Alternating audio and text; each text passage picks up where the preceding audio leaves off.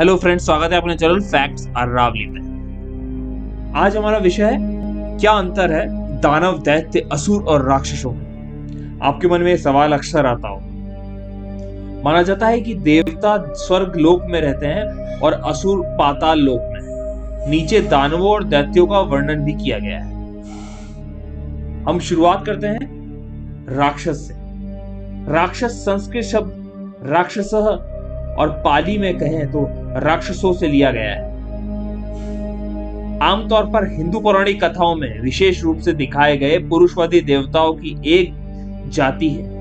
ब्रह्म पुराण के अनुसार राक्षसों का निर्माण ब्रह्मा द्वारा किया गया था, जब उन्होंने तमस यानी अंधेरे का शरीर ग्रहण किया था, जो प्राणी आगे बढ़ रहे थे और सृष्टि के जल की रक्षा करने का वादा कर रहे थे। वेदों में ऋग्वेद में 10वें मंडल के भजन 87 में राक्षसों के बारे में उल्लेख है।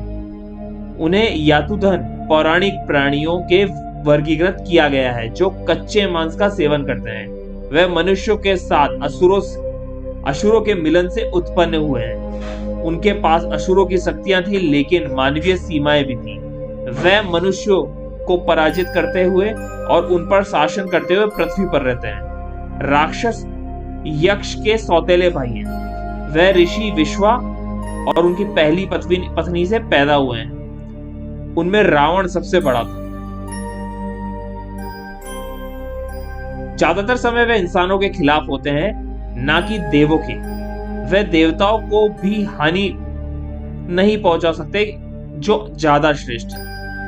वे पृथ्वी पर घूमते या शासन करते, जबकि दैत्य और दानव पाताल लोक में निवास करते हैं। राक्षस अपनी प्रकृति के अलावा दैत्य और दानवों से बिल्कुल अलग है। शब्द के अर्थ से संरक्षित किया जाना चाहिए। वे भी दैत्य और दानवों की तरह राक्षसी प्रकृति के हैं। राक्षस बुरे दिमाग वाले मनुष्यों का एक वर्ग है।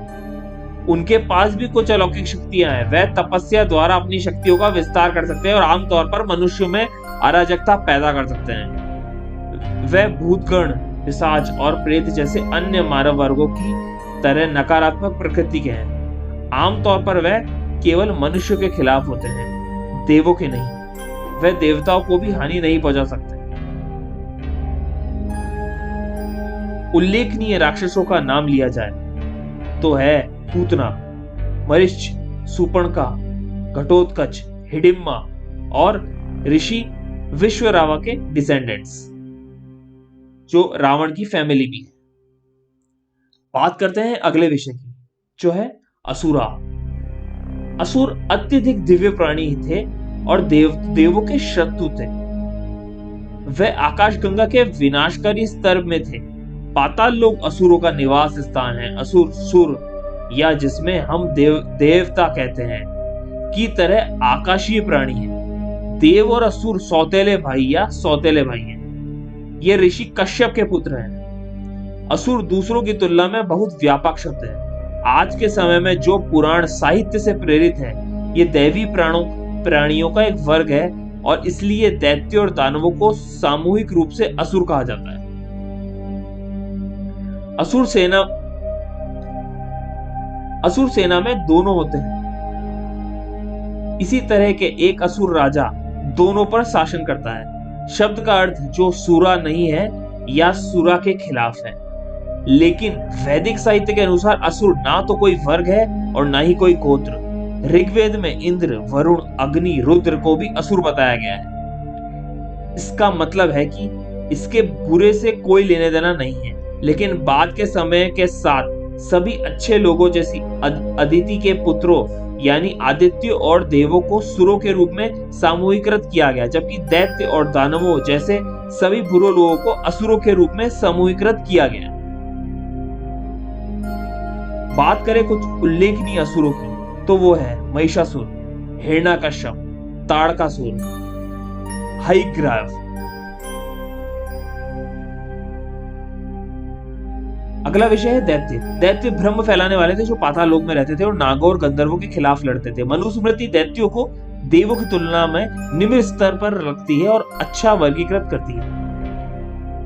तापसा, यतियों, विप्रा या च वैमानिका गणाः नक्षत्राणि च दैत्याच प्रथमा सात्विकी गतिः। ये मनुस्मृति का वर्ष 12.48 से लिया गया है। दैत्य भी दिव्य प्राणियों दानवों से अलग की जाति या वंश है। उनके पास भी अपने सौतेले भाई दानवों की तरह अलौकिक और रहस्यवादी शक्तियां हैं। दैत्य दिति और ऋषि कश्यप के वंशज हैं। दिति भी दक्ष की पुत्री थी और इसलिए वे दानवों के सौतेले भाई हैं। दिति के कारण ही वह दैत्य कहलाए गए। लगभग सभी कहानियों में वे दोनों एकजुट और देवों के खिलाफ लड़ते हैं। कई प्रसिद्ध दैत्य हैं जिन्हें हम हिरण्यकश्यपु, हिरण्याक्ष, महिषासुर, शुंभ निशुंभ आदि के रूप में जानते हैं। कुछ अच्छे दैत्य भी है जैसे प्रहलाद और महाबली। उल्लेखनीय दैत्यों की बात की जाए तो वो है धूम्रा केतु, कालकेय, जलंधरा, ताड़कासुर, हिरण्यकश्यपु, अंधका, हिरण्याक्ष, प्रहलाद, बलि, शंखचूड़ा। अगले विषय की बात की जाए तो वो है दानव। दानव नरभक्षी थे जो गुफाओं में रहते थे और राक्षसों के गुलाम थे। दानव सबसे कमजोर थे और अन्य अर्ध दिव्य प्राणियों की से हार प्राप्त करने के लिए जाने जाते थे। दानव अलौकिक और रहस्यवादी शक्तियों से युक्त दैवीय प्राणियों की एक जाति या वंश है। कभी कभी उन्हें उनके बुरे व्यवहार के कारण अर्धदैवीय या अर्धदैवीय प्राणी कहा जाता है। दानव धनु और ऋषि कश्यप के वंशज थे। वैसे सप्त ऋषियों में से एक है। धनु प्रजापति दक्ष की पुत्री थी। धनु के कारण ही वह दानव कहलाए गए। जैसे दिति के कारण दैत्य कहलाए गए वैसे ही धनु के कारण यह दानव कहलाए गए। प्रारंभ में वे अच्छे थे, जैसे ही वेदों, विष्णु पुराण और शिव पुराण में वर्णित है, लेकिन बाद में पतित होकर दुष्ट बन गए। व्रत या व्रतासुर, एकाश्र, काल के कुछ प्रसिद्ध दानव हैं। उल्लेखनीय दानवों की बात की जाए तो उनके नाम हैं अलम्पुषा, वृत्रा, वृत्रासुर, एकाक्षा, कालकेय। और रोचक जानकारी जानने के लिए जुड़े रहे मेरे चैनल से। उसके लिए please do like and subscribe channel और नए नोटिफिकेशन के लिए बेल आइकन को दबाना ना भूलें। आपका दिन शुभ रहे। धन्यवाद।